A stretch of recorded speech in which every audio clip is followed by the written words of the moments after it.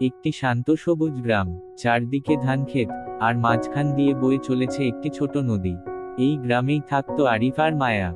আরিফ ছিল একজন সাধারণ কৃষকের ছেলে। প্রতিদিন ভোরে সে বাবার সাথে মাঠে কাজ করত। মায়া ছিল গ্রামের স্কুল শিক্ষকের মেয়ে, নরম স্বভাবের, শান্ত, আর সবার প্রিয়। তাদের প্রথম দেখা হয় নদীর পাশের বড় বটগাছের নিচে। মায়া পানি তুলতে গিয়ে হঠাৎ পিছলে পড়তে যাচ্ছিল। তখনই আরিফ তার হাত ধরে। সাবধানে। ধন্যবাদ, আমি প্রতিদিন এখানে আসি। তুমি কি কখনো এই গ্রাম ছেড়ে যেতে চাও? আমার সবকিছু এখানেই। সবকিছু? সময় কেটে যায়, ভালোবাসা আরো গভীর হয়।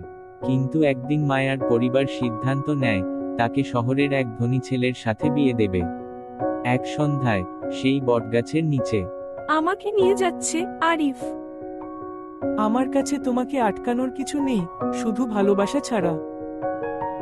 তাহলে প্রতিশ্রুতি দাও, তুমি এই নদী, এই জায়গা, আর আমাকে কখনো ভুলবে না। আমি নিজেকে ভুলতে পারি, কিন্তু তোমাকে না। পরের দিন মায়া চলে যায়। বছর কেটে যায়। আরিফ প্রতিদিন সন্ধ্যায় সেই নদীর ধারে আসে, একই বটগাছের নিচে বসে থাকে, অপেক্ষা করে। একদিন বৃষ্টির মাঝে হঠাৎ একটি কণ্ঠ। আরিফ। সে ঘুরে তাকায়। মায়া। সে ফিরে এসেছে, অন্য কারো হয়ে নয়, নিজের ভালোবাসার কাছে। সত্যিকারের ভালোবাসা দূরত্ব বা সময়ে হারিয়ে যায় না, এটা অপেক্ষা আর বিশ্বাসে বেঁচে থাকে।